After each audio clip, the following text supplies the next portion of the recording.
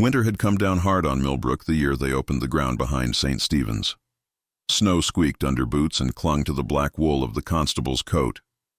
Shovels rang against frozen clay, then thudded into loam softened by old water and secrets. The first coffin rose on canvas straps, a scuffed pine box with tarnished screws. The men set it on trestles, pried the lid. Inside lay stones, river smooth, carefully chosen for weight and shape, cushioned in sawdust as tenderly as if a body might bruise. A hush salted the air colder than winter. They opened another. Stones again. Another, and another, until lids and lids and lids revealed only rock and ruse. 157 boxes in 12 years, each tallied in dutiful church registers, each paired with an insurance payout that had kept the town's poorest alive and its respectability intact. The graveyard was a ledger written in gravel. The dead, if there were any, were elsewhere. Long before the ground gave up its masquerade, a tall preacher with pale blue eyes had stepped off a stagecoach into soot and wind. It was 1867. Millbrook was a collar ringed in coal dust around the neck of a valley in Schuylkill County, its mornings called to heel by the mine's whistle, and its evenings sent to prayer or whiskey by the bell of St. Stephen's. The town was mostly Welsh and Irish men who went underground before dawn and came home coughing black ghosts into their kerchiefs. Wives measured time in clean shirts and empty chairs. Reverend Marcus Thompson introduced himself to grief the way a physician might to a long illness, briskly, with authority. He had letters from bishops, a voice that steadied the air, and a wife, Catherine, whose gentility drew lace over the church socials. He buried 14 men in his first 6 months, more than his predecessor had lowered. In 2 years, and the town decided the Lord had sent them a shepherd who could read a map through fog. He brought a new thing with him as well. A church-sponsored life insurance plan. He called it prudence dressed in faith. Keystone Mutual of Philadelphia would insure a miner's life for $500, the better part of 2 years' wages. At a premium, even a man with 5 mouths to feed could pay. Death, when it came, and it always came, would not carry the family's bread with it. Thompson promised quick paperwork, no inquisitions, money in a widow's hand before she burned through her last sack of flour. He would see to it himself. The Lord calls us to prepare for tomorrow, not just pray for it, he said from the pulpit, and heads nodded because tomorrow was always the most expensive day. The little system that formed around those promises looked like kindness. Dr. Cornelius Whitman, fresh from Jefferson Medical College, thin and keen, offering visits and certificates without charge when sorrow knocked at the door. Samuel Crow, undertaker and sexton, taciturn and clean, making the dead presentable and the bills bearable. And Thompson himself, filling in the blanks and speaking in that convinced tone that made anguish feel organized. It was a trinity of care that a poor town clasped like a charm. The first crack, thin as a hair in glass, showed on a gray February morning in 1868 when Thomas McKenna, boots ringing on the rail ties, glimpsed a man limping ahead of him toward Centria. The gait, the slant of the shoulder. It was James Morrison, who'd been prayed over and put in the ground 3 weeks earlier. McKenna called out, but the figure didn't turn, and by the time he reached the curve, mist and coal steam had closed around the tracks like a fist. McKenna said nothing. He told himself grief could project a man into air as easily as a wish could make a coin glitter in mud. He went to work. Others saw their dead along roads or through store windows in neighboring towns. A widow swore she watched the tilt of her husband's cap as he passed a general store. A mother caught her son's face in the reflected pane of her kitchen and felt the floor go out from under her. All the ghosts were thinner, all farther away than a hand could reach, all gone when called to. Thompson, when asked, folded such stories into his sermons like eggs into batter. Grief makes mirages, he said gently. The mind serves what the heart wants most. People nodded, relieved to be told their eyes were not evidence. The truth had the simplicity of a snare. In January 1868, James Morrison, 34, a wife named Rebecca, 3 children whose shoes he repaired at night, had gone to Dr. Whitman short of breath and full of dread. The doctor's stethoscope moved like a pen writing a sentence Whitman already knew by heart. The disease was in him like a black snowfall. There would be no recovery, only the slow narrowing of air. Morrison had a policy with Keystone. It would not be enough. There is another way. Wittmann said with the door quietly locked behind him. The choice set itself on the desk between them. A death certificate signed for acute heart failure, a sealed coffin, a sermon of comfort, an immediate payout for the family, and James Morrison himself, transported not to Earth but to a mine farther west, where hands were needed and names never mattered. "You're dying anyway," the doctor said, voice flat to keep it from shaking. "Your death can buy your children futures. You can work until the Lord calls you. Think of it as providence given the shape of industry." Morrison signed, believing sacrifice could be arranged like a will. He did not imagine shackles or barracks that smelled of damp boots and despair, or the long black seam of tunnel where men labored in a time without clocks.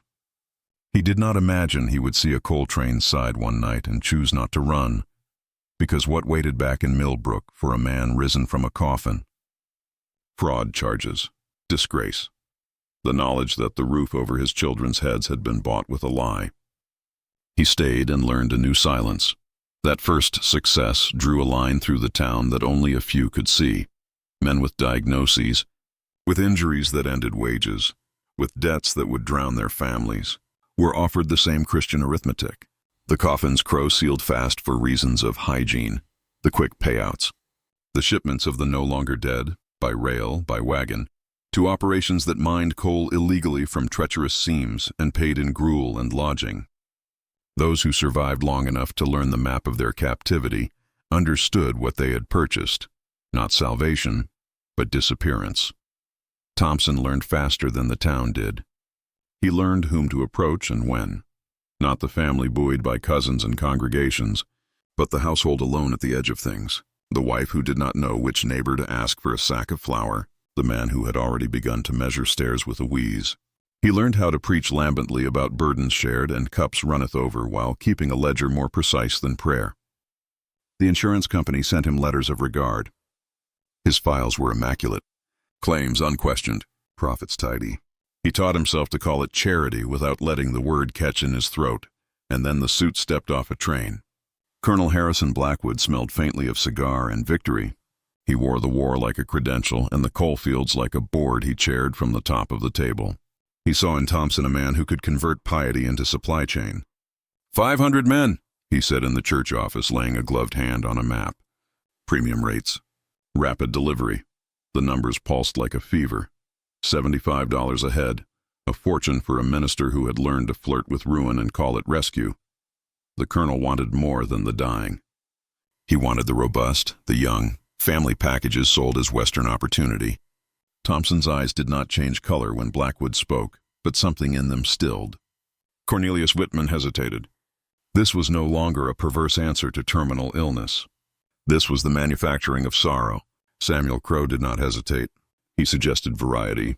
Mining accident, house fire, drowning, he said in that coffin-dark voice. Change the tune or the dance draws notice. Thompson's sermons took a new turn. Abraham called from his land, the disciples from their nets, communities bound for frontier holiness. Letters arrived in Millbrook from settlements out west, written in a hand you might have found in Thompson's own desk. Families evaporated and people called it revival. The Hendersons were the first complete parcel. Robert, a carpenter with calloused hands. Sarah, who could stretch stew 2 days. The boys, lanky and hungry and eager. Colorado was the promise. West Virginia, the reality. The accident fabricated. The payout real. 3 months later, the rest of the family boarded a train thinking they would finish the journey he had started. They did after a fashion. The same barracks, the same guards, the same dark with its low growl of rock. In 4 years, 43 families followed them out of sight. Thompson's program became a machine. One side swallowed grief and need.